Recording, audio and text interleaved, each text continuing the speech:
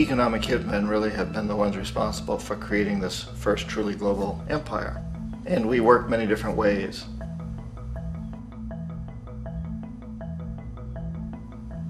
But perhaps the most common is that we will identify a country that has resources our corporations covet, like oil, and then arrange a huge loan to that country from the World Bank or one of its sister organizations.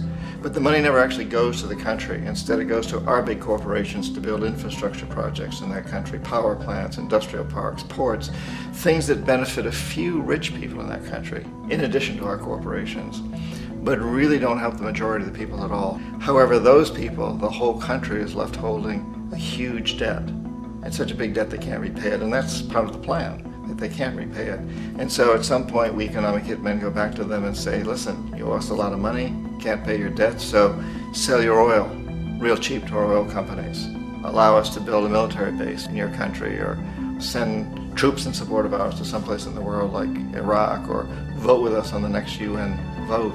To have their electric utility company privatized and their water and sewage system privatized and sold to US corporations or other multinational corporations. So there was that whole mushrooming thing, and it's so typical of the way the IMF and the World Bank work, that you put a country in debt, it's such a big debt it can't pay it, and then you offer to refinance that debt and pay even more interest. And you demand this quid pro quo, which you call a conditionality or good governance, which means basically that they've got to sell off their resources, including many of their social services, their utility companies, their school systems sometimes, their penal systems, their insurance systems, to foreign corporations. So it's a double, triple, quadruple whammy.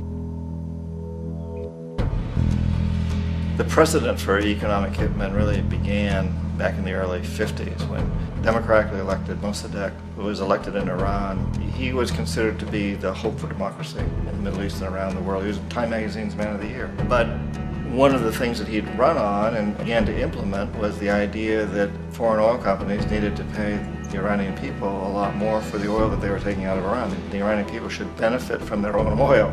Strange policy. We didn't like that, of course. But we were afraid to do what we normally were doing, which was to send in the military. Instead, we sent in one CIA agent, Kermit Roosevelt, Teddy Roosevelt's relative. And Kermit went in with a few $1 million and was very, very effective and efficient. And in a short amount of time, he managed to get Mossadegh overthrown and brought in the Shah of Iran to replace him, who always was favorable to oil. And it was extremely effective. Mobs overflow Tehran. Army officers shout that Mossadegh has surrendered and his regime as virtual dictator of Iran is ended. Pictures of the Shah are paraded through the streets as sentiment reverses. The Shah is welcomed home. So back here in the United States, in Washington, people looked around and said, wow, that was easy and cheap. So this established a whole new way of manipulating countries, of creating empire. The only problem with Roosevelt was that he was a card-carrying CIA agent, and had he been caught, the ramifications could have been pretty serious. So very quickly at that point, the decision was made to use private consultants to channel the money through the World Bank or the IMF or one of the other such agencies, to bring in people like me who worked for private companies, so that if we got caught, there would be no governmental ramifications.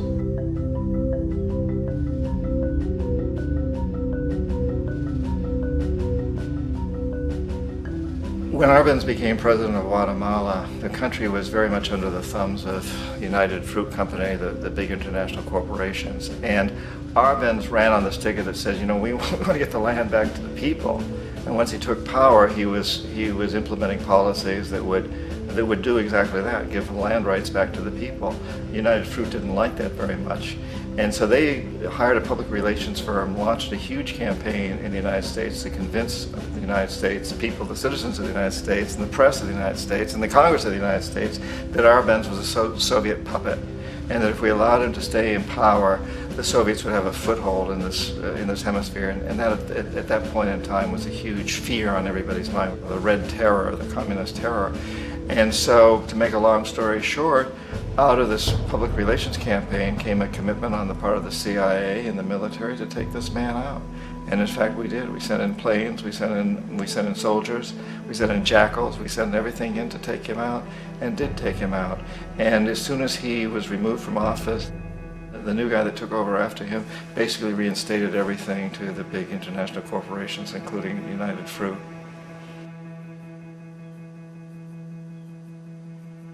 Ecuador for many, many years had been ruled by pro-US dictators, often relatively brutal. Then it was decided that they were going to have a truly democratic election. Jaime Roldos ran for office. And his main goal, he said, as president would be to make sure that Ecuador's resources were used to help the people.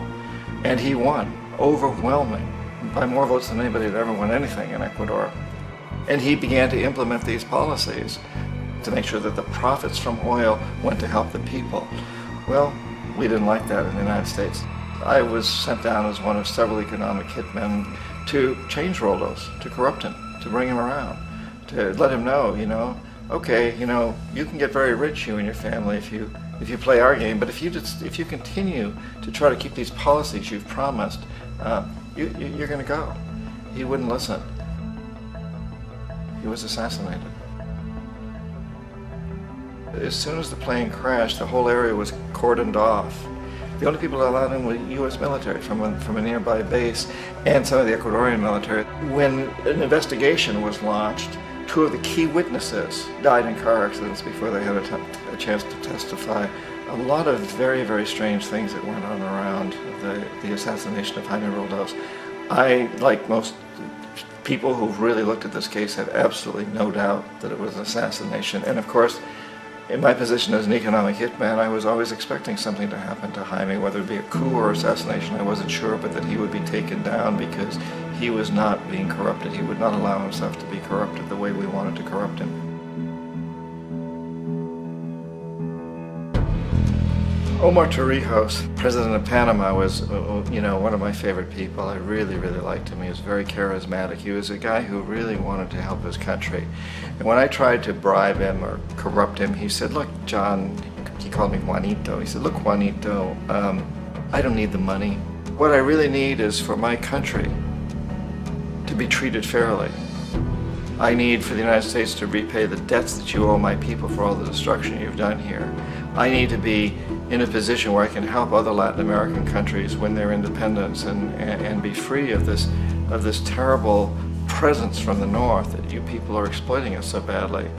I need to have the Panama Canal back in the hands of the Panamanian people. That's what I want. And so, leave me alone. Don't try to bribe me. It was 1981, and in May, Jaime Roldos was assassinated. And Omar was very aware of this. Torrijos got his family together and he said, I'm probably next, but it's okay because I've done what I came here to do. I've renegotiated the canal. The canal will now be in our hands. He just finished negotiating the treaty with Jimmy Carter. In June of that same year, just a couple of months later, he also went down in an airplane crash, which there's no question was executed by CIA-sponsored jackals. Tremendous amount of evidence that one of Torrijos' security guards handed him at the last moment as he was getting on the plane a tape recorder, a small tape recorder that contained a bomb.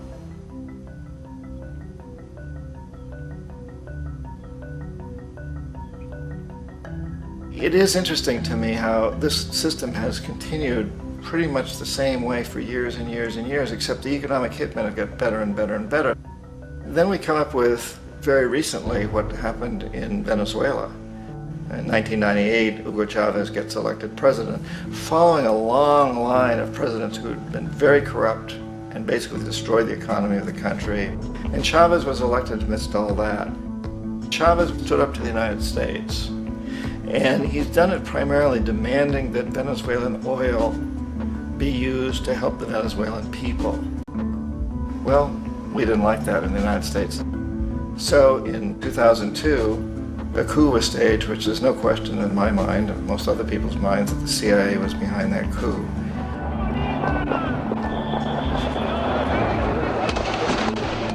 The way that that coup was fomented was very reflective of what Kermit Roosevelt had done in Iran, of paying people to go out into the streets to riot, to protest, to say this Chavez is very unpopular. You know, if you can get a few thousand people to do that, television can make it look like it's the whole country, and things start to mushroom. Except in the case of Chavez, he was smart enough, and the people were so strongly behind him that they overcame it, which was a phenomenal moment in the history of Latin America.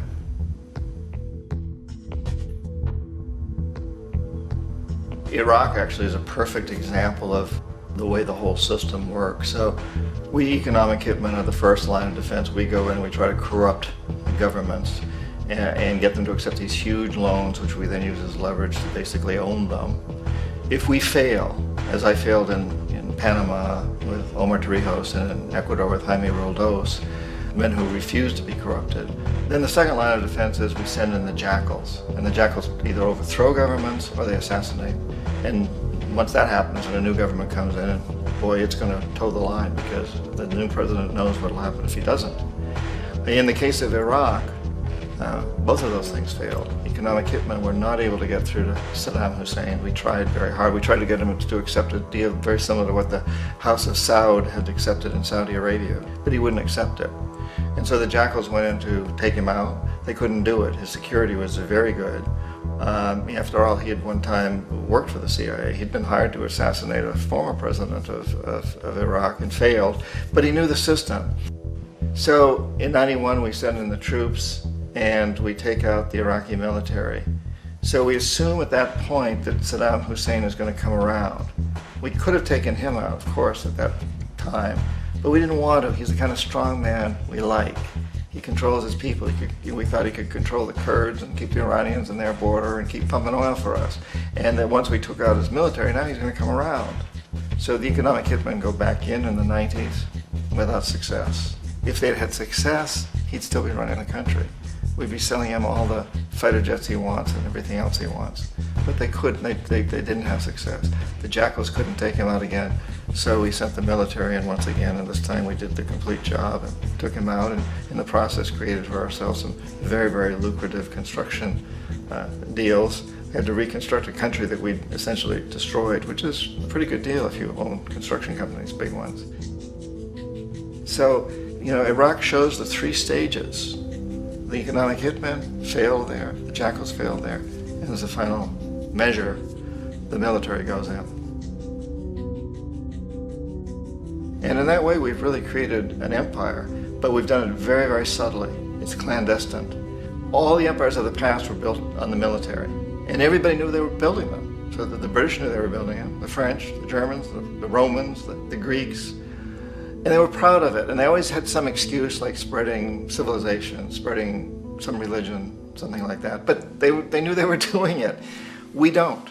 The majority of the people in the United States have no idea that we're living off the benefits of a clandestine empire, that today there's more slavery in the world than ever before.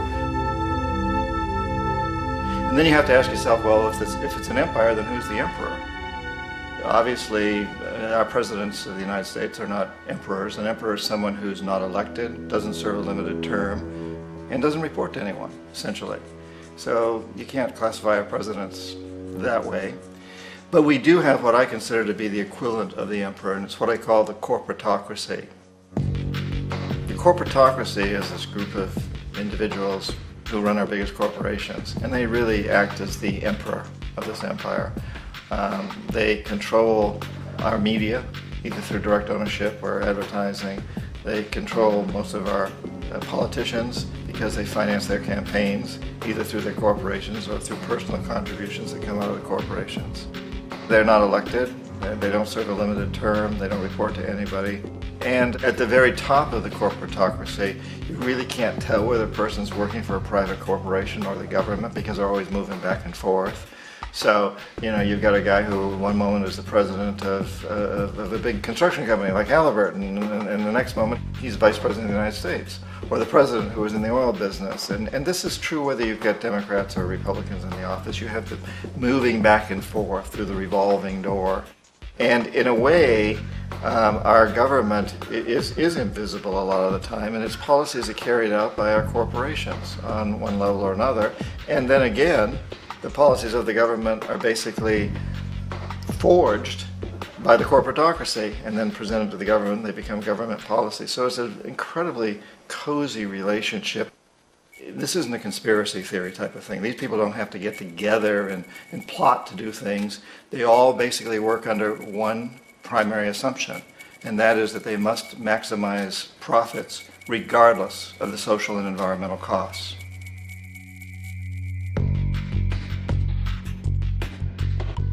This process of manipulation by the corporatocracy through the use of debt, bribery, and political overthrow is called globalization. Just as the Federal Reserve keeps the American public in a position of indentured servitude through perpetual debt, inflation, and interest, the World Bank and IMF serve this role on a global scale. The basic scam is simple. Put a country in debt either by its own indiscretion or through corrupting the leader of that country, then impose conditionalities or structural adjustment policies, often consisting of the following. Currency devaluation. When the value of a currency drops, so does everything valued in it. This makes indigenous resources available to predator countries at a fraction of their worth. Large funding cuts for social programs. These usually include education and healthcare, compromising the well-being and integrity of the society, leaving the public vulnerable to exploitation. Privatization of state-owned enterprises. This means that socially important systems can be purchased and regulated by foreign corporations for profit. For example, in 1999, the World Bank insisted that the Bolivian government sell the public water system of its third largest city to a subsidy of the U.S. corporation Bechtel. As soon as this occurred, water bills for the already impoverished local residents skyrocketed. It wasn't until after a full-blown revolt by the people that the Bechtel contract was nullified. Then there is trade liberalization, or the opening up of the economy through removing any restrictions on foreign trade. This allows for a number of abusive economic manifestations, such as transnational corporations bringing in their own mass-produced products, undercutting the indigenous production and ruining local economies. An example is Jamaica, which, after accepting loans and conditionalities from the World Bank, lost its largest cash crop markets due to competition with Western imports. Today, countless farmers are out of work, for they are unable to compete with the large corporations. Another variation is the creation of numerous seemingly unnoticed, unregulated, inhumane sweatshop factories, which take advantage of the imposed economic hardship. Additionally, due to production deregulation, environmental destruction is perpetual, as a country's resources are often exploited by the indifferent corporations while outputting large amounts of deliberate pollution. The largest environmental lawsuit in the history of the world today is being brought on behalf of 30,000 Ecuadorian Amazonian people against Texaco, which is now owned by Chevron. So today it's against Chevron, but for activities conducted by Texaco. Estimated to be more than 18 times what the Exxon Valdez dumped into the coast of Alaska. In the case of Ecuador, it wasn't an accident. The oil companies did it intentionally. They knew they were doing it to save money out there rather than arranging for proper disposal. Furthermore, a cursory glance at the performance record of the World Bank reveals that the institution, which publicly claims to help poor countries develop and alleviate poverty, has done nothing but increase poverty and the wealth gap, while corporate profits soar. In 1960, the income gap between the fifth of the world's people in the richest countries versus the fifth in the poorest countries was 30 to 1. By 1998, it was 74 to 1. While global GNP rose 40% between 1970 and 1985, those in poverty actually increased by 17%. While from 1985 to 2000, those living on less than $1 a day increased by 18%.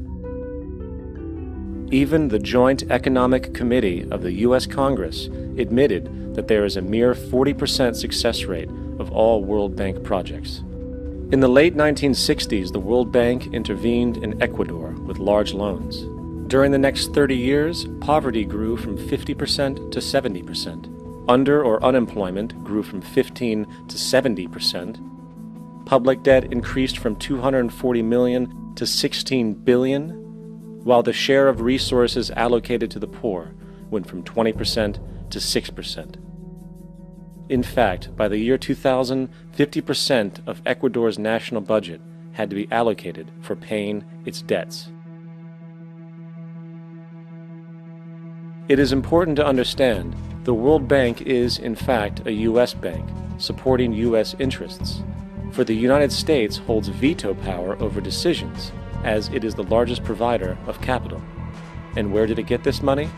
You guessed it, it made it out of thin air through the fractional reserve banking system.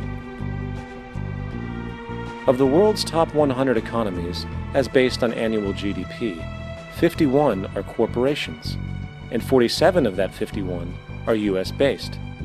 Walmart, General Motors, and Exxon are more economically powerful than Saudi Arabia, Poland, Norway, South Africa, Finland, Indonesia, and many others. And, as protective trade barriers are broken down, currencies tossed together and manipulated in floating markets, and state economies overturned in favor of open competition and global capitalism, the empire expands. You get up on your little 21-inch screen and howl about America and democracy. There is no America. There is no democracy. There is only IBM and ITT and AT&T and DuPont, Dow, Union Carbide, and Exxon. Those are the nations of the world today. What do you think the Russians talk about in their councils of state? Karl Marx? They get out their linear programming charts, statistical decision theories, Minimax solutions, and compute the price-cost probabilities of their transactions and investments, just like we do. We no longer live in a world of nations and ideologies, Mr. Beale. The world is a college of corporations, inexorably determined by the immutable bylaws of business. The world is a business, Mr. Beale.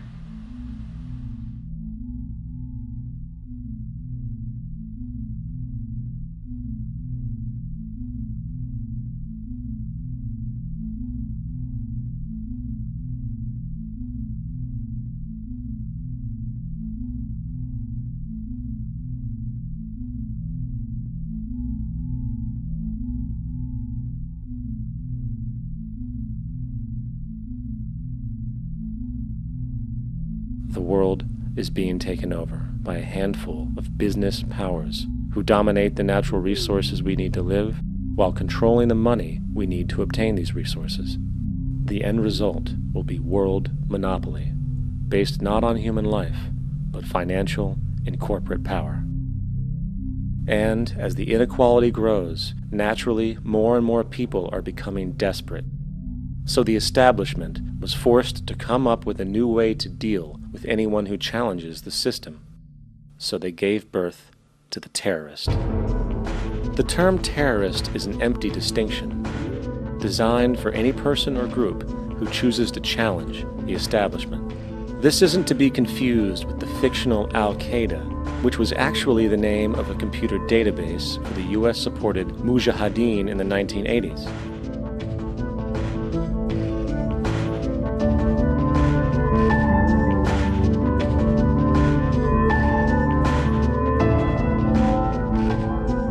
In 2007, the Department of Defense received $161.8 billion for the so-called global war on terrorism.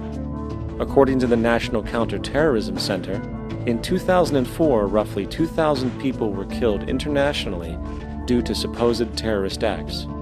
Of that number, 70 were American. Using this number as a general average, which is extremely generous, it is interesting to note that twice as many people die from peanut allergies a year than from terrorist acts. Concurrently, the leading cause of death in America is coronary heart disease, killing roughly 450,000 each year. And in 2007, the government's allocation of funds for research on this issue was about $3 billion. This means that the U.S. government in 2007 spent 54 times the amount for preventing terrorism than it spent for preventing a disease which kills 6,600 times more people annually than terrorism does.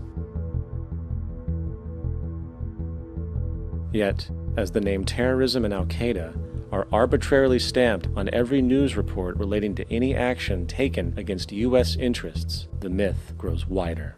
In mid-2008, the U.S. Attorney General actually proposed that the U.S. Congress officially declare war against the fantasy. Not to mention, as of July 2008, there are now over 1 million people currently on the U.S. terrorist watch list. These so-called counterterrorism measures, of course, have nothing to do with social protection, and everything to do with preserving the establishment amongst the growing anti-American sentiment both domestically and internationally, which is legitimately founded on the greed-based corporate empire expansion that is exploiting the world. The true terrorists of our world do not meet at the docks at midnight or scream Allah Akbar before some violent action. The true terrorists of our world wear $5,000 suits and work in the highest positions of finance, government, and business. So, what do? How do we stop a system of greed and corruption that has so much power and momentum? How do we stop this aberrant group behavior which feels no compassion for, say, the millions slaughtered in Iraq and Afghanistan, so the corporatocracy can control energy resources and opium production for Wall Street profit?